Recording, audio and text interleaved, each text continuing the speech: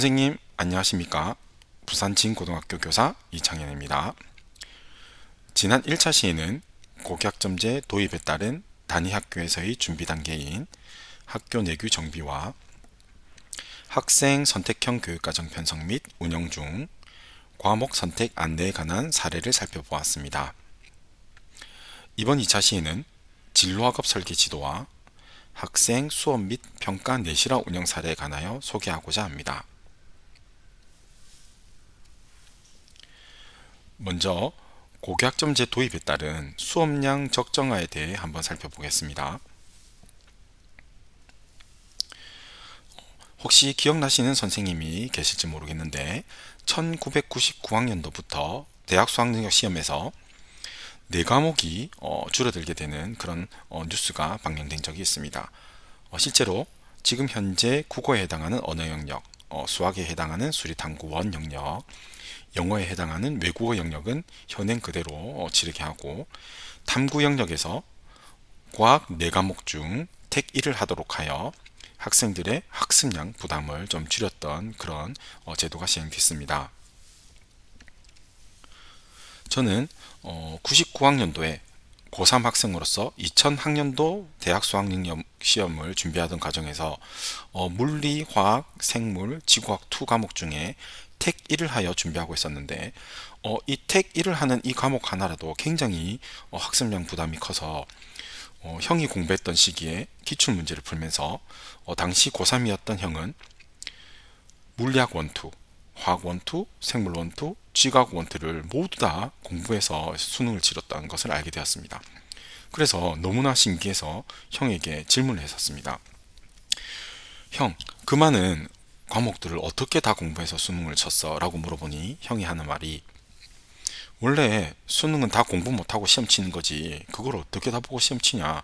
라고 이렇게 쓴웃음을 지으면서 대답을 했습니다. 형의 얘기를 한번 들여다보면 당시 이 고등학교 3학년 기간 동안 이 해당하는 과목들을 모두 이수하기에는 학습 부담이 커서 형의 대답은 그렇게 많은 과목을 다 공부하기에는 너무 힘들었다, 이런 의미로 받아들일 수 있었습니다.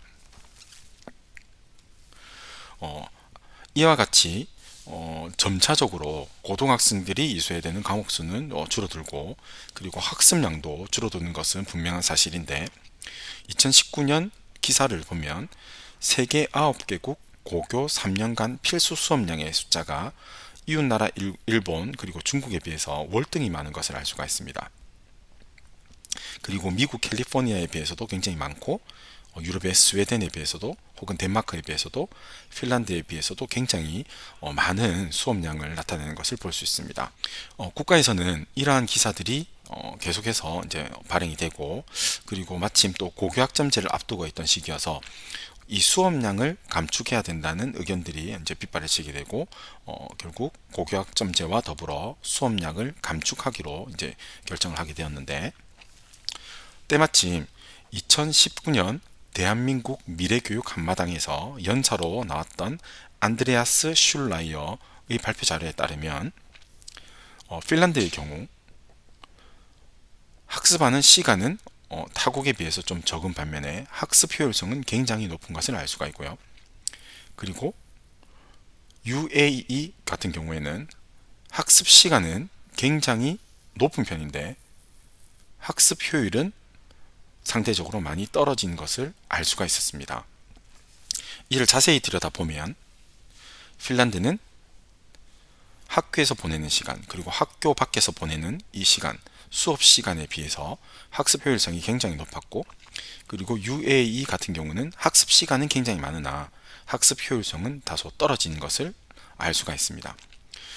그래서 학습 시간과 특정 과학 교과의 성취 수준은 서로 상관관계가 없이 학습 시간보다는 학습의 질이, 교육의 질이 이 과학의 성취 수준을 높이는 데 큰 기여를 한다는 것이라고 이제 발표를 하게 됩니다.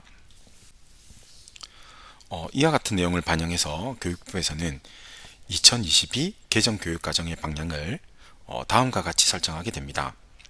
당시 우리나라의 교육의 모습은 과다한 학습량으로 인해 진도 맞추기에 급급하여 교사 중심, 강의 중심, 지식 암기식 수업으로 창의적인 인재를 양성하기보다는 다른 나라를 추격하는 모방 경제에 적합한 인재를 양성하는 데 한계가 있었습니다. 따라서 앞으로의 교육의 모습은 진도에 급급하지 않고 실험, 토의, 탐구 중심 등의 학생 참여 중심 수업이 이끌어질 수 있도록 교과서를 구성하고, 그리고 창의적 사고를 할 수 있도록 유연화된 시간표를 구성해서 선도형 창제 경제를 이끌어낼 수 있는 인재를 양성하는 데 그 목적을 두었습니다. 이에 따라 학습량 감축에 따라 수업량 적정화를 진행하게 되고, 이렇게 수업량 적정화에 따라 유연화된 시간표에 따라 공강 시간을 활용해서 자기 주도적인 학습을 하고, 혹은 교과 간 융합 수업을 진행하는 등 다양한 창의적 인재 양성을 위한 수업이 진행되고 있습니다. 그렇다면 2022 개정교육과정 방향에 따른 수업량 적정화가 어떻게 적용된지를 한번 살펴보면, 이전에 총 수업 시간이 고등학교 3년간 총 이수 단위가 204단위며 1학점, 즉 1단위당 총 17번의 수업이 진행되며 각 수업 시간은 50분으로 구성되는 총 수업 시간이 감축이 되게 됩니다. 그런데 수업 시간은 고등학교가 50분, 중학교가 45분, 그리고 초등학교가 40분으로 구성되기 때문에 이 수업 시간을 감축하기에는 좀 어려움이 따르고요. 총 이수 단위와 학점당 시수를 감축한다면 총 수업 시간을 좀 적정화해서 감축할 수 있다는 그런 여지가 생기게 됩니다. 이에 따라 총 이수 학점은 204 단위에서 192학점으로, 그리고 1학점당 지수는 총 17회에서 16회로 감축하게 됩니다. 이러한 과정, 이렇게 총 수업 시간이 감축된 것을 우리는 수업량 적정화라고 부를 수가 있습니다. 그리고 이것이 2023학년도 고등학교 입학생부터 반영돼서 1학점 수업량이 16 플러스 1회로 되어 있고, 이 내용은 고교학점제가 전면 적용되는 2025년도에는 일괄적으로 16회로 반영될 예정입니다. 그리고 총 이수학점도 2023학년도부터는 192학점으로 운영하게 되어 2025학년도가 되면 모든 학년이 192학점으로 적용되게 됩니다. 수업량 적정화에 따르게 되면 한 주에 공강 시간이 발생하게 되는데요. 그 이유는 월, 화, 수, 목, 금 5일에 각 7교시가 배치되게 되면 주당 총 35시수의 수업을 진행할 수 있습니다. 그런데 감축된 192학점을 한 학기당 나누어 분배해서 진행하게 되면 학기당 32 내지 33학점을 진행하게 되는데, 이로 인해서 공강 시간은 학교마다 조금씩 차이가 날 수 있지만 1시간에서부터 3시간까지의 공강 시간이 발생하게 됩니다. 이러한 공강 시간을 이용해서 학생들은 진로 연계 수업이나 자기주도적 학습 등을 이용할 수 있게 됩니다.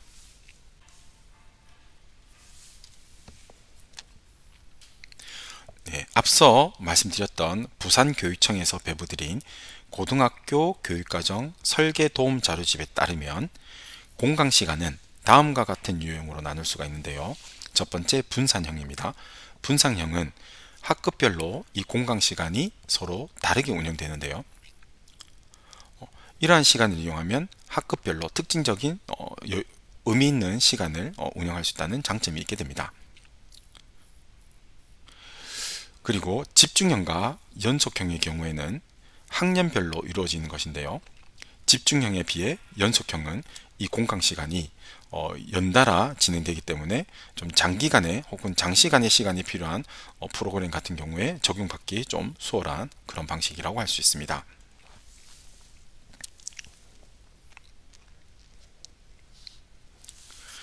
예, 그러면 현재 2023학년도 현재 공강 시간의 유형을 어떤 비율로 운영하는지에 대한 것들도 상세하게 제시되어 있는데, 62%의 학교가 집중형을 선택해서 운영하고 있으며 약 26%의 학교에서는 분산형으로 학급형으로 프로그램을 운영하고 있는 것을 알 수 있습니다. 그리고 이 공강 시간에 운영하는 세부 운영 프로그램을 한번 살펴보면 자기 주도적인 학습, 그리고 장체 연계, 독서 활동, 진로 연계, 멘토링, 최소 성취 수준 보장 지도, 주제 탐구 등 다양한 프로그램을 운영하는 것을 알 수가 있는데요. 중요한 점은 학생 선택 교육 과정에서 과목 선택권들도 자율성을 가지는 거에 중요한 만큼 이 공강 시간의 프로그램도 학생 선택을 존중하는 것이 중요하다는 점입니다. 따라서 학년별로, 학급별로 동일한 프로그램을 일괄되게 운영하는 것은 지향하고 일부 프로그램 정도는 학생들의 선택을 존중해서 프로그램을 자율적으로 운영하는 것이 중요하다고 생각합니다. 네, 그럼 이러한 내용을 바탕으로 오늘 학습할 내용을 한번 정리해보면 1학년 공강시간과 연계한 진로 집중학기제를 운영하는 사례, 그리고 진로와 연계한 수업, 그리고 예비 고1로의 진로 집중학기제의 확대, 끝으로 수업 및 평가의 내실화 방안에 대해서 한번 살펴보고자 합니다.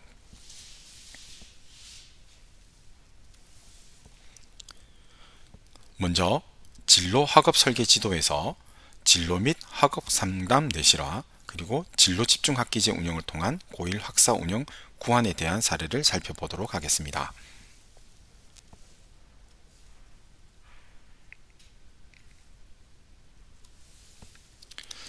2000년대 초에 진학 상담이 이루어졌던 장면을 한번 떠올려 보겠습니다.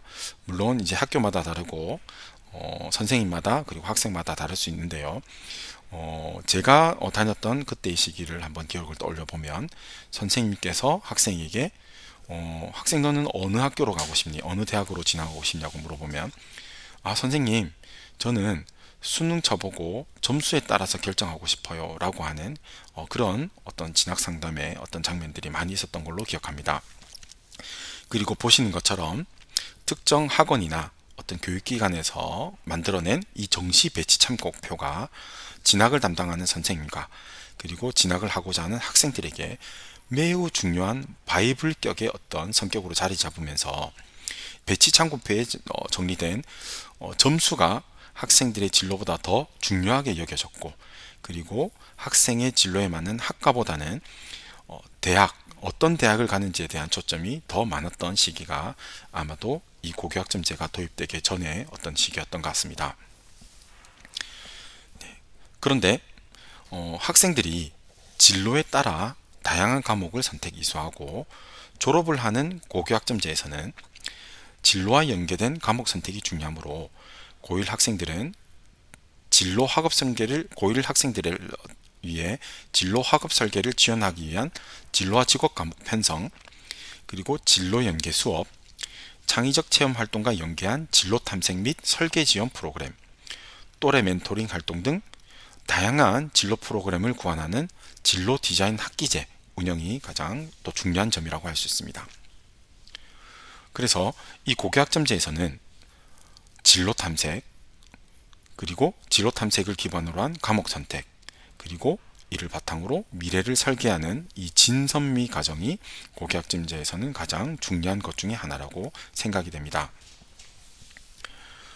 네. 이를 위해 본교에서는 공강 시간을 연계한 진로 집중 학기제를 운영하고자 하였는데요. 그 사례를 한번 살펴보도록 하겠습니다. 본교는 공강 시간이 1학년에 2시간이 발생했습니다. 그리고 이 공강 시간을 연속형으로 금요일 5, 6교시에 배치했고, 그리고 창체와 연계되어서 운영될 수 있도록 하였습니다. 그래서 이 공강 2시간과 때로는 창체와 연결된 3시간을 활용하는 프로그램들을 좀 유연하게 운영할 수 있는 장점은 있었습니다. 자, 세부적인 프로그램을 한번 살펴보시면 진로 탐색 시간에는 진로 NI 활동을 했으며 학기별 총 8회의 시간을 진로 NI 활동으로 진행을 했습니다. 그리고 교내 외부 진로 프로그램을 이 중간중간에 삽입하여 학생들이 진로 전문가를 모시고 특강을 받고 혹은 선배님들을 모시고 멘토링을 받는 그런 과정들로 진행을 하였습니다.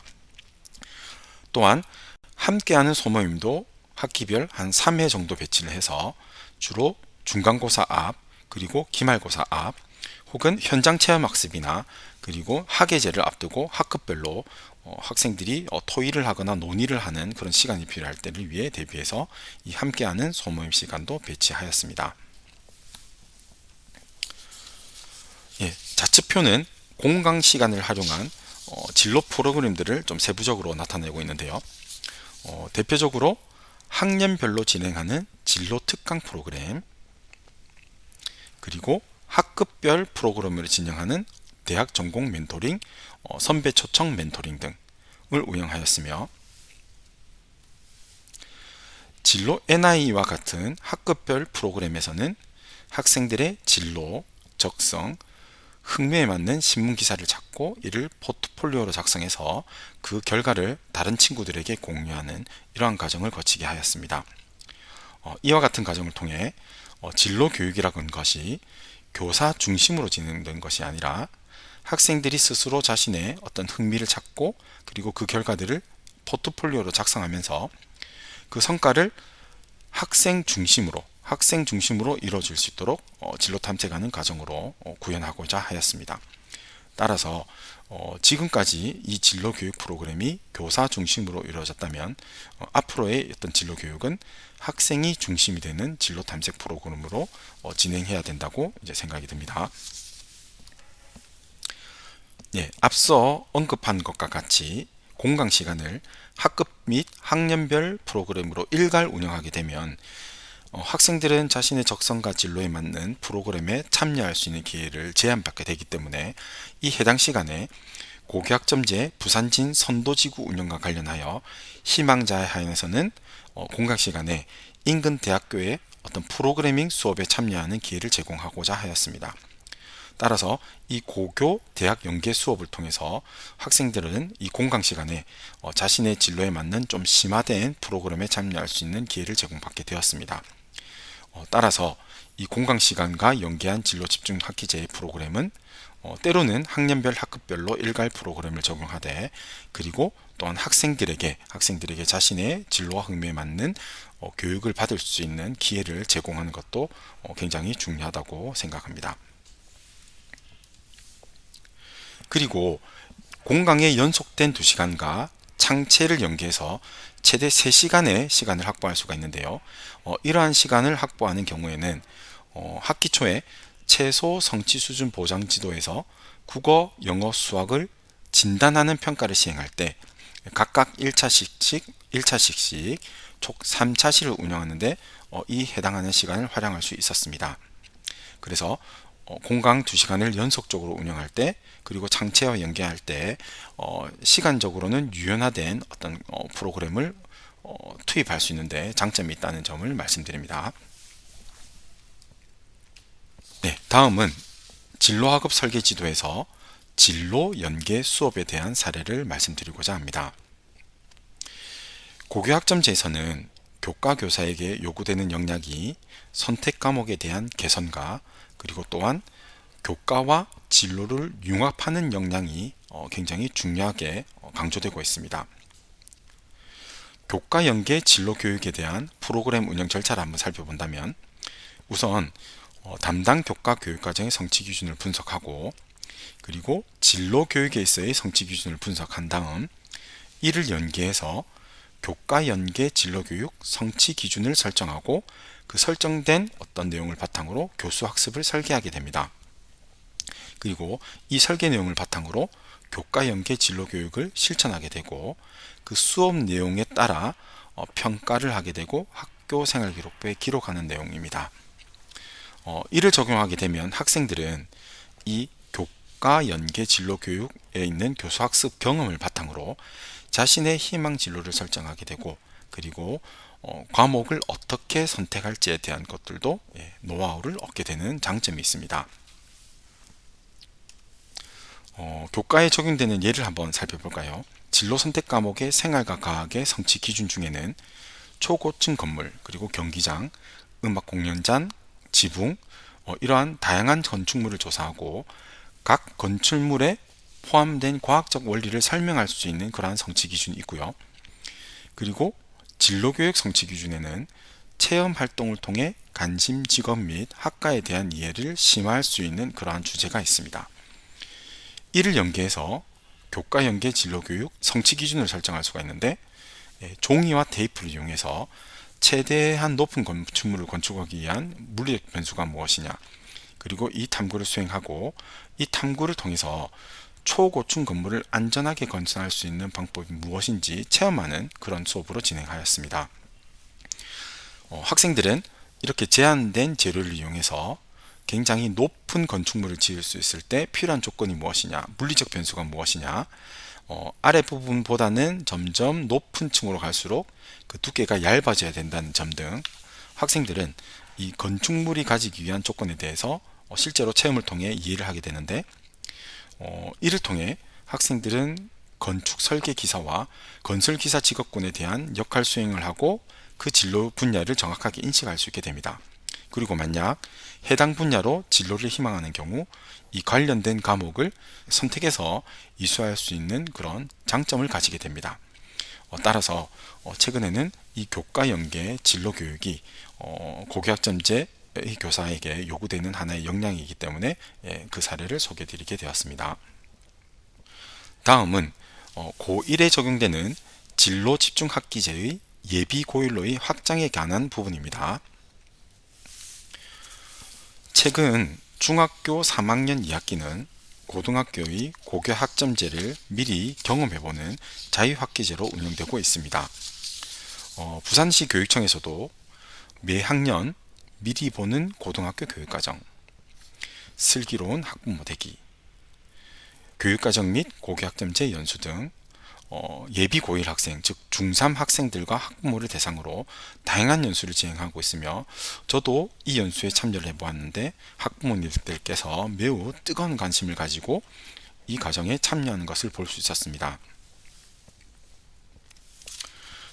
교육부에서 발간한 고교학점제 도입 운영 안내서에 따르면 충북 단양고에서는 교육과정 박람회를 진행할 때 본교 1학년, 2학년 대상으로 교육과정 설명회를 하고 진로 진학 특강을 하고 교과 내 체험 부스를 운영하게 되는데, 이 과정에 인근 지역의 중학교 학생들도 참여하게 할 수 있도록 하여 본교의 계열, 즉 해당하는 고등학교의 계열 및 희망학과별 교육과정 편제 실습 이런 과정들을 통해서 교육과정 문해력을 좀 더 높이고자 하고 있습니다. 이와 같은 시도는 고등학교에 입학하기 전에 예비 고1 학생들이 이 고교학점제에 대한 이해와 준비도를 좀 높여 입학 초에는 진로별 교육과정 마스터 프로그램을 겪으면서 학기 초부터 교육과정을 파악해서 그를 바탕으로 개별 교육과정을 디자인하는 그런 과정을 겪을 수 있도록 하는 데 목적이 있습니다. 이렇게 되면 1학년 혹은 2학년에서 선택하는 과목들, 이러한 과목들을 자신의 진로와 그리고 적성에 맞게 잘 적합하게 과목을 선택할 수 있다는 생각하에 중3에서부터 고2까지의 진로 교육의 유기적인 연결고리를 형성하기 위해서 최근에는 이 중학교 3학년 2학기를 진로 집중기에 확장에 포함하고자 하는 그런 움직임이 있으니 참고하시길 바랍니다. 네, 그렇다면 이와 같은 다양한 프로그램은 학교에 어떤 예산을 활용하는 것이 좋을까요? 우선 고교학점제 준비학교 예산을 활용하는 것을 권장드리며, 학기 초에 학교 자율사업 선택제에 대한 과제를 선택하게 되는데, 특히 2023학년도 기준 선택 32는 진로체험 교육을 운영하는 데 예산을 활용할 수 있으며, 세부 과제를 살펴보면 교육과정과 연계한 진로교육, 그리고 교내외 진로체험 프로그램 등으로 운영할 수 있기 때문에 해당되는 자율과제를 선택해서 이 고교학점제의 진로학업 설계지를 하는데 어려움이 없으시면 좋을 것 같습니다. 2023학년도 기준 50개 교에서는 해당 과제를 선택을 하여 진로 프로그램을 운영하는 데 많은 도움을 받고 있는 것으로 생각됩니다.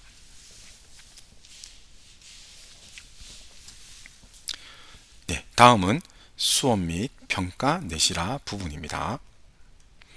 수업 및 평가 내실화 부분에서는 선택 과목 수업 개선에 대한 부분을 중점적으로 살펴보겠습니다.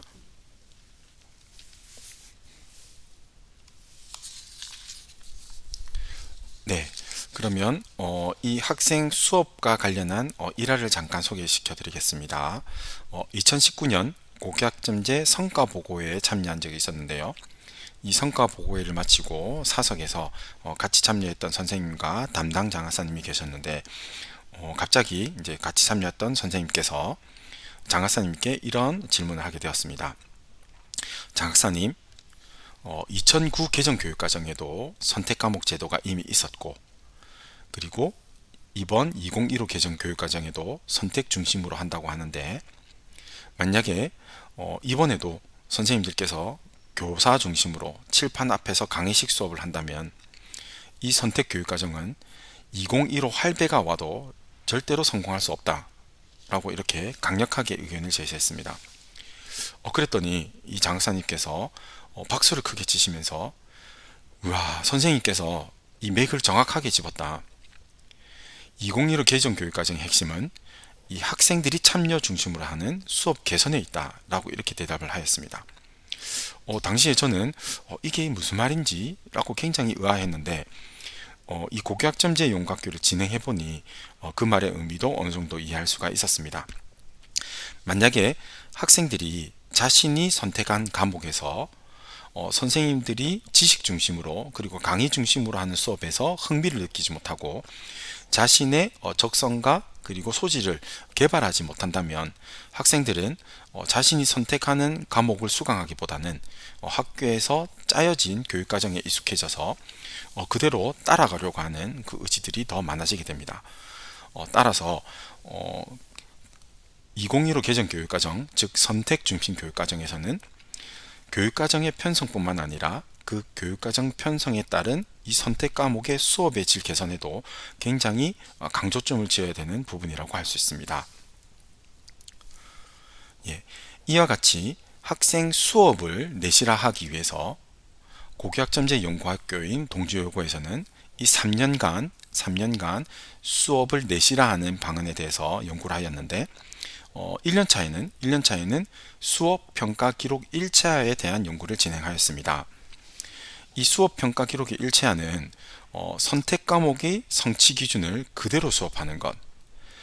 예를 들어 경제 수학 같은 경우도 일선학교에서는 경제 수학이라는 과목을 걸어두고 다른 어떤 내용을 가르치는 것에 비해서 해당 선택 과목의 성취 기준을 그대로 반영하여 교사가 재구성해서 수업을 하고 그 성취 기준에 따라 평가를 하며 이때 참여했던 활동들을 생활기록부에 기록으로 남기는 이러한 것에 대한 연구를 중점적으로 진행했습니다.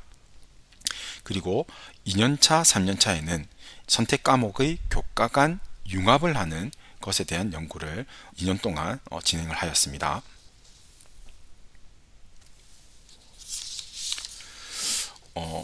이러한 교과 융합을 위해서 해당 학교에서는 모든 교과의 성취 기준이 반영되어 있는 모음집을 선생님들께 배부했습니다. 만약에 이 교과 융합을 하려고 하는 선생님들께서 다른 과목의 성취 기준에 대해 잘 모른다면 많은 교과서들을 펼쳐놓고 어떻게 융합할 수 있을지에 대해서 고민해야 되는데 이 책자는 모든 교과의 성취 기준이 한 책에 모아져 있기 때문에 선생님들이 이 책자를 근거로 선생님의 교과와 타 교과가 어떻게 연계될 수 있을지에 대해서 충분히 고민할 수 있는 그렇게 도움을 주는 책자였습니다. 이러한 지원을 바탕으로 1년차, 2년차, 3년차에 교과 간 연계가 된 상황도를 본다면 굉장히 다양하고 많은 경우의 수의 과목들이 연계돼서 실제로 수업이 진행된 것을 알 수가 있습니다. 네, 그러면 교과 융합 수업 사례에 대한 교수학습 계획안을 한번 살펴볼까요? 좀 더 면밀히 들여다보면 융합되는 교과의 명칭이 수학과 수학2 그리고 그 대상도 1학년과 2학년으로 같은 학년으로 구성하지 않고 무학년제로 구성되어 있음을 알 수가 있습니다. 그리고 어떤 교과와 연계된지를 밝히고 있는데 이 수학 과목과 1학년 통합과학의 물리학 부분과 연계가 되며 그리고 일부 개념들은 경제학과도 연관되는 것을 이렇게 밝혀두고 있습니다. 이렇게 교과 융합 수업이 진행되고 나면 마무리할 때는 학생들은 오늘 수업한 내용이 자신의 진로와 혹은 자신의 관심 주제와 어떻게 연결될 수 있을지에 대한 탐색을 하는 그런 과정을 거치고 그 탐색한 결과를 발표하고 서로 공유하는 그러한 시간들로 가진 것을 알 수가 있습니다. 저도 교과 융합을 하는 유연화 주간에 공개 수업에 참여를 했었는데요. 제가 봤던 수업 중에는 심리학과 통합사회를 융합해서 수업하는 장면, 학생들이 자신이 흥미있는 분야의 심리학을 어떻게 통합사회 교과와 연계할 수 있을지에 대한 고민을 하고, 그리고 기하와 미술 과목 융합 수업에서는 앞으로 리모델링 하게 될 학교의 식당의 모습을 학생들이 스스로 이렇게 설계를 하고 도면을 만들어서 이 도면에 대해서 수학 선생님께서는 기하학적인 구조적인 측면에서 피드백을 주고, 미술 선생님께서는 심미적인 관점에서 피드백을 주는 매우 인상적인 융합 수업이 진행되었습니다. 아까 말씀드린 것처럼 이곳에 앉아 있는 학생들의 체육복 색깔이 다른 것은 무학년제로 교과 융합 수업이 진행되기 때문에 교사와 학생 간의 어떤 상호작용도 일어날 수도 있고요. 그리고 학년이 다른 이 학생들 사이에서도 또 다른 관점에서의 상호작용이 일어나는 장점이 있다고 생각이 들었습니다. 그래서 우리 다른 학교에서도 수업 유연화 주간을 교과 융합 수업으로 진행을 할 수도 있고요. 그리고 무학년제로 운영하면서 학생들은 이 유연화 시간에 또 좀 더 다른 신선한 어떤 충격을 받는 상호작용을 겪을 수 있다면 정말 좋을 거라고 생각됩니다. 이 해당 학교에서 제가 느꼈던 바는 수업 준비와 실행에 열정적인 교사가 학생들과 그리고 선생님들에게 존중받고 우대받는 그런 느낌을 받아서 굉장히 인상적이었고, 이 고교학점제는 교육과정의 편성뿐만 아니라 선택 과목의 수업의 개선에도 굉장히 중요한 점이 있다는 것을 다시 한번 느낄 수 있었습니다. 그리고 또 다른 학교보다 좀 특이한 점을 말씀드리자면, 융합 수업에서 진행됐던 내용들을 아주 짧은 쇼폼 형태, 즉 약 5분의 쇼폼 형태의 동영상을 제작해서 다른 학생들, 다른 영역에 참여했던 학생들도 참고하고 공유할 수 있게끔 했는데요. 이렇게 제작된 마이크로 러닝 컨텐츠는 수업 나눔 주간의 사례 발표, 수업 나눔 활성화를 통해서 교사의 수업 전문성을 신장할 수 있을 뿐만 아니라 다른 영역에 참가했던 학생들이 이 해당하는 동영상을 살펴보면서 자신의 어떤 과목 선택을 하는데도 큰 도움이 될 수 있다는 것을 알게 되었습니다. 최근에 우리 MZ세대라고 불리는 학생들은 굉장히 긴 영상보다는 이렇게 짧은 형태의 숏폼, 마이크로 러닝 상태의 어떤 컨텐츠를 굉장히 즐겨보는데요. 시대적인 트렌드를 반영한 이러한 동영상 제작에 대해서도 굉장히 좋은 인상을 받게 되었고, 본교에서도 이런 부분은 좀 벤치마킹해서 적용해야 할 수 있는 부분이지 않겠느냐, 이런 생각을 해서 선생님들께 소개를 드립니다. 그리고 또 다른 인상적인 부분은 바로 이북을 활용한 최소 성취 수준 보장 지도 자료를 제작했다는 점입니다. 최소 성취 수준 보장 지도는 2023학년도부터 국어, 수학, 영어 과목에 적용되고 있습니다. 그런데 이미 이러한 활동들을 해보신 선생님들은 잘 아시겠지만, 이 최소 성취 수준 보장 지도는 학생들이 참여하는 그 자체가 굉장히 어려운 부분입니다. 미도달이 예상되는 학생들, 그리고 미도달 대상 학생들은 다른 학생들에 비해서 학습 의욕과 자기주도성이 좀 부족한 편인데, 이에 따라서 출석하는 자체가 굉장히 어려웠던 점이 많은 선생님들께서 공감하는 부분일 걸로 예상됩니다. 그래서 해당 학교에서는 최소 성취 수준 보장 지도 이 수업 자료를 이북 형태로 제작해서 학생들이 자신의 태블릿 등을 통해서 자기 주도적으로 그리고 자신의 진도에 맞추어서 학습할 수 있도록 하였습니다. 그래서 이 이북을 제작했고, 이 이북을 사용할 수 있는 매뉴얼도 따로 만들어서 학생들이 두 가지의 어떤 자료들을 가지고 자신의 학습 의욕과 그리고 성취도를 향상시킬 수 있는 기회를 가질 수 있는 장점이 있었습니다. 과학 교과의 개발 자료 예시를 한번 보여드리자면, 이 부분을 클릭하면 해당되는 개념에 대한 선생님의 설명 동영상도 뜨고요. 그리고 중간중간에 탐구 과정의 예시 답안, 그리고 문항에 대한 설명 등도 이렇게 팝업 창으로 뜨기 때문에 학생들이 자신의 진도 그리고 자신의 역량에 맞추어서 맞춤식으로 수업할 수 있는 장점이 있습니다.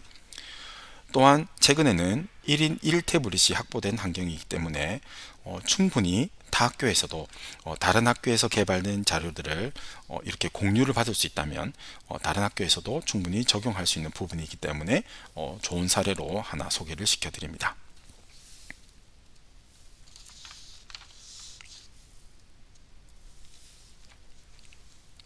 예, 이번 2차 시에서는 진로 학업 설계 지도에서 교과 연계 진로 교육, 공강 시간을 활용한 진로 교육에 관한 소개를 드렸고요. 학생 수업 및 평가 내실화를 위해 교과 간 융합 수업 등 수업 개선 사례가 어떤 것들이 있는지 살펴보았습니다. 다음 시간에는 학교 문화 및 운영 혁신과 그리고 학점 제형 학교 공간 조성에 대해서 한번 살펴보도록 하겠습니다.